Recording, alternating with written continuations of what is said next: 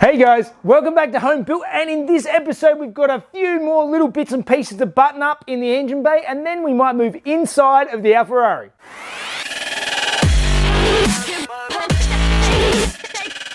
So most of you know that I don't normally do promos at the start of my videos. They're just generally not relevant to what I do, but Ridge Wallet actually contacted me, and I thought this is something that could actually change my life every day, and I thought it was a fantastic idea. Now, this is my old wallet. So this is what I used to carry in my pocket every day, and I've always been a front pocket wallet type of person. I get up in the morning, I put on my watch, my phone, my keys, and my wallet. They're in my pockets from the time I get up to the time I go to bed. I don't take it out, I don't set it anywhere. I never lose it because it's always in my pocket. Even when I'm in the garage working on the cars.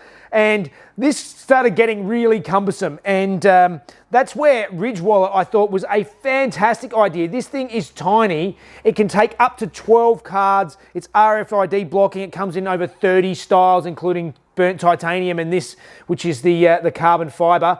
And it's also got a cash strap on it. So as many of you know, I'm a firefighter, and I like to have my badge in my wallet. That was one of the things I was sort of worried about. I've managed to stick my firefighting badge still on the cash strap, and I've still got room for cash in behind.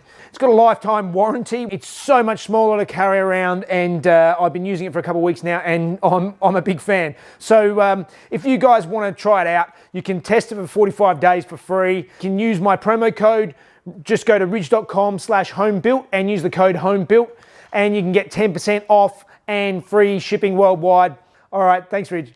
All right, so those of you watching last week will have seen that I made up my mounting for my alternator, and I'm not really happy with this adjuster. I went back actually through and looked at how Toyota did it originally, which is what I should have done in the first place, and this is not how Toyota did it. So what I'm going to do now is a little bit of revision and just go over this and see if I can make the adjuster my version of how Toyota made the adjuster. And also while I'm there, some of you did suggest that I maybe lighten up this plate a little bit, and I tend to agree. I can put some speed holes and add lightness in here. It's still going to be more than heavy duty enough with some lightning. So let's start working on this adjustment.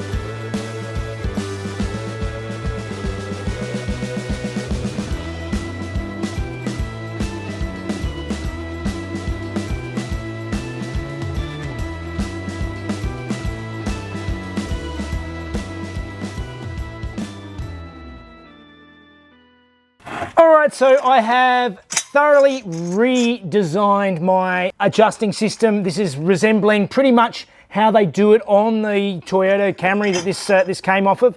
And basically, we have a slot in the side that I sort of made up a bit of a framework, and then set a pen on the arc, and then drilled holes all the way along the arc to get my sort of slot, and then sort of cut it out, and with the combination of die grinder and hand files, and made the slot in my arc. So the adjusting screw that I had before is actually in a plate on the end there, and what you can do is the way it's adjusted, you adjust it, tighten it like so, and then tighten it off, and it's not going anywhere. And that's the way that Toyota did it. And then of course you tighten the pivot as well. This pivot, when it tightens in, it actually squeezes it, and it doesn't move at all. That is a much better thing, and it would have been way easier if I'd actually cut the whole mounting bracket off of the Camry that I got this off of, and I wouldn't have had to go through a couple of hours of mess to sort of fabricate up this whole bracket system. But that should do the job nicely now, and yeah, it's but now you can see it adjusts quite nicely up and down. That is going to do the job. Almost forgot, speed holes. Let's quickly drill some holes and cut some slots and see if we can make this plate a little bit lighter than what it currently is.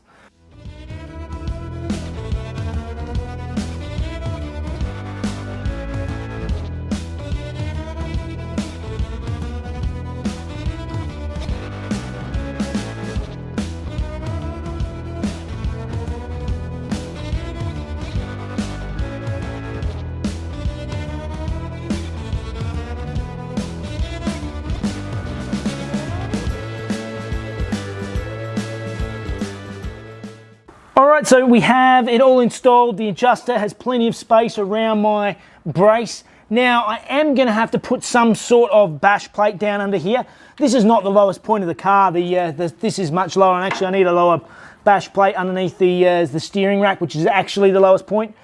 That's something I'm going to have to fabricate. Originally on these Alfas, the sump actually sat right down, like lower than what this already does. It actually sat really low under this car, so there's plenty of room. There's going to be plenty of clearance in this car. It's just that at this stage, it's yeah, it looks a bit exposed. That's something I can do later.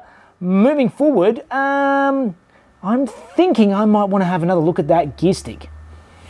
Okay, so those of you who've been watching for a while will have seen that I did look at trying to place the gear stick for my Subaru BRZ gearbox into this car a little while ago, and I was looking at how to modify it, and basically I got stuck because the idea that I had wasn't going to work.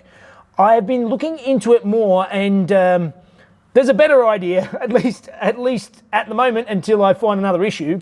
But what I've got here, this is the factory center console for this car. So they actually have quite an interesting gear stick setup, because the gear stick comes out at a sort of angle like this, almost a 45 or sharper, and the gear stick sits back here. So there is, the mount for the gear stick is a long way forward in these cars, which is going to help me with the Subaru BRZ gearbox. So I'm going to do a couple of quick measurements now, and I'll take you back and show you my idea for the gearbox. Okay, so you guys have seen this gearbox that I have with the car, and basically the way that this was set up from factory is it had this whole contraption here that bolts onto the gearbox around like that. And then then there's this connecting rod that connects the gear stick,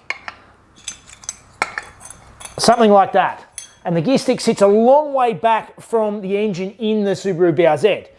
Now, what I was thinking is, okay, this is going to be far too far back in the car. It's going to sit right in the, like basically almost behind the driver's seat. So that was never going to work. I thought I could probably eliminate this piece, this arm, and just directly bolt my gear stick to this little knuckle, and actually have it basically as the gear stick is directly onto this shaft, and I could twist it backwards and forwards and in and out to change the gears.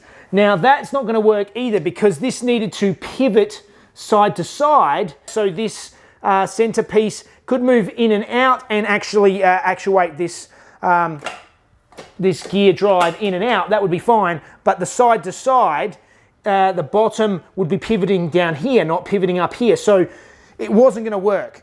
But I have had a further thought.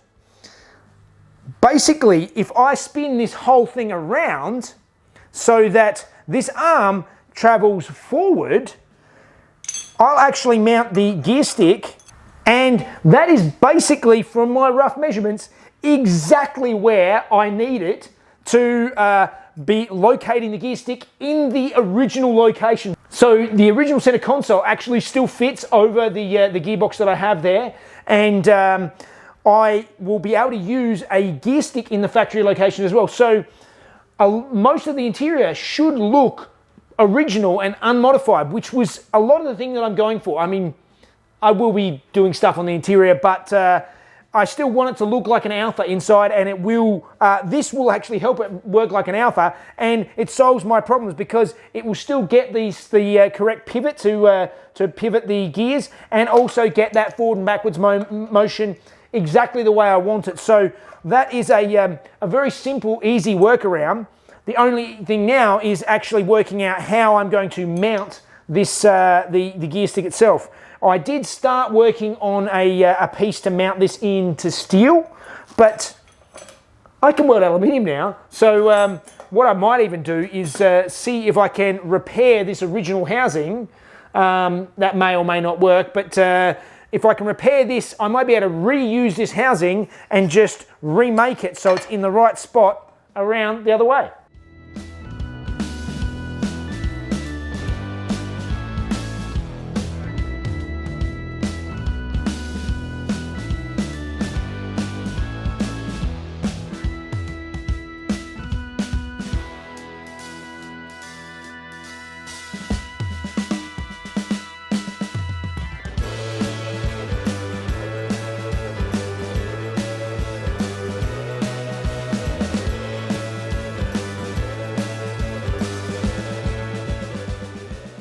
Okay, so I'm really happy with that. I've roughly welded this back together. It doesn't usually have a lot of force in it. Obviously, this car was in an accident, and that ended up pushing the gearbox and snapped the gear stick mount. This should be nice and strong for what I've got to do with it, as long as I don't put the car in a wall. Touch wood. But for now, what we're going to do is we need to get the gearbox back in the car so we can properly line all this up before I start welding things permanently into place.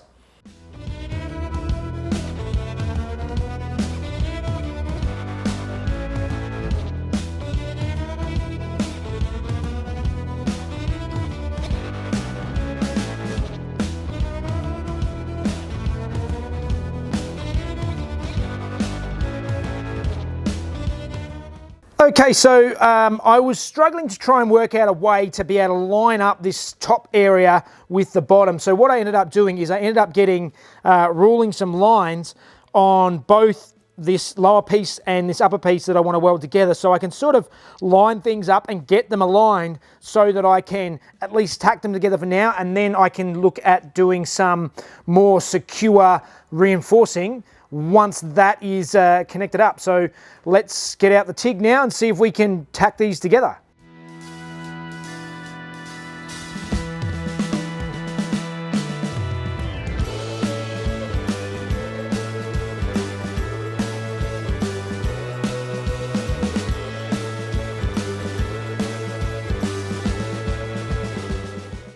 All right, it's not pretty. It's welded on or tacked on for the time being. It's a reasonably strong tack, and I can reinforce it later if I'm happy with it. But for the time being, that is enough. So now it's time to reassemble, put it back in the car, and see if we can. We'll see if it fits.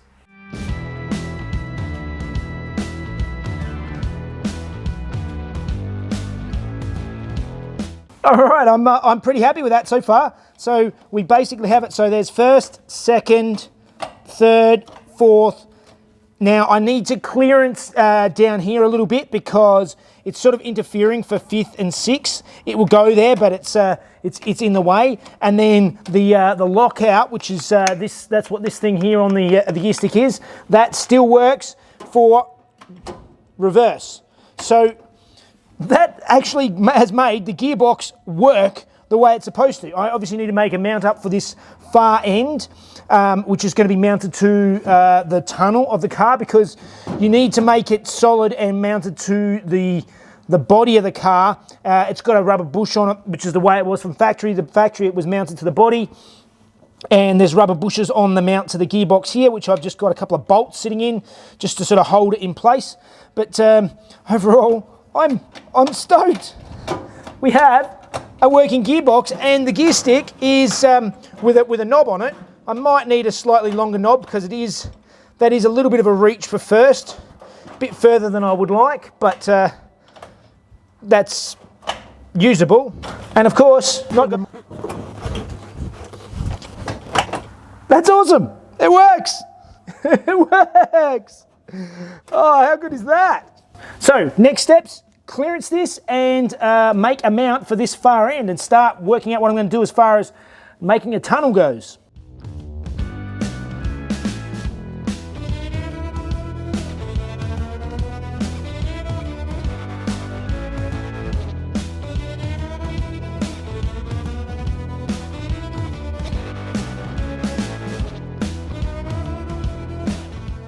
Well, a bunch of cutting and pasting and sort of making things up, and I've got my tunnel here now, which sits nicely. I may need to sort of do some dents in the side here or something like that when I actually get to putting it on, so that it fits a little bit nicer with this factory center console. This sort of tucks in tightly here.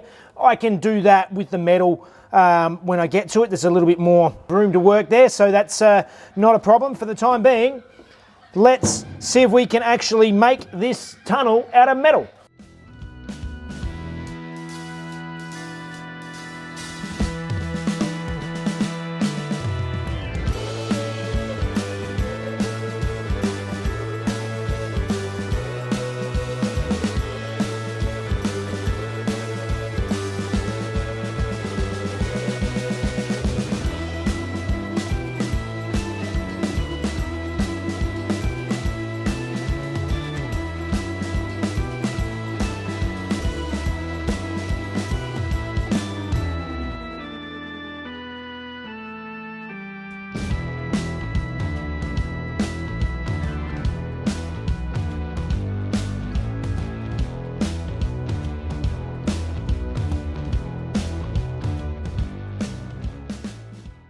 All right, that's a quick mock-up of my tunnel. It's not the greatest. I still haven't even welded this strip here. It didn't line up.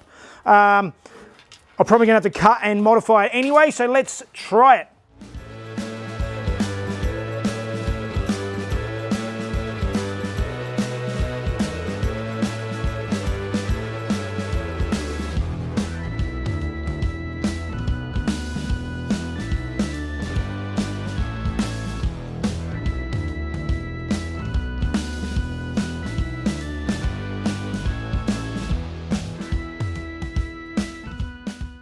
Well, that tunnel is really getting there. It's pretty close to what I want.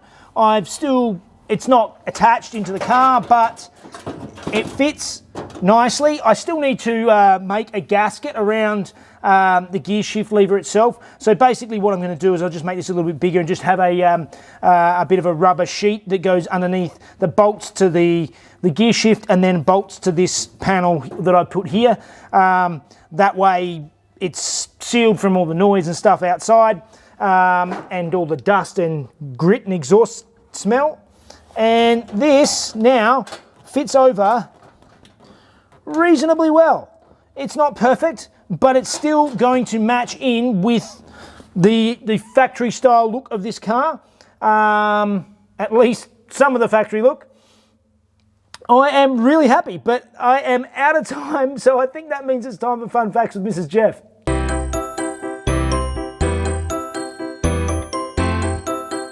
2002, Alfa Romeo released the new Brera concept at the Geneva Motor Show.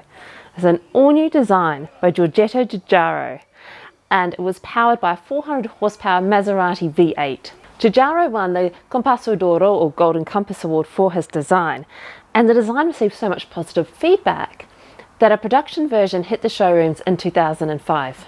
Unfortunately, in the production version, the Maserati V8 was dropped in favour of Alfa Romeo's regular range of 4-cylinder petrol and diesel engines, with their top of the range using 260 horsepower 3.2 litre Busso V6. The car was available as a coupe or spider, and there were a few special editions, including a very limited 11-car run of a Mille Miglia special edition to celebrate Alfa Romeo's 11 wins in that race.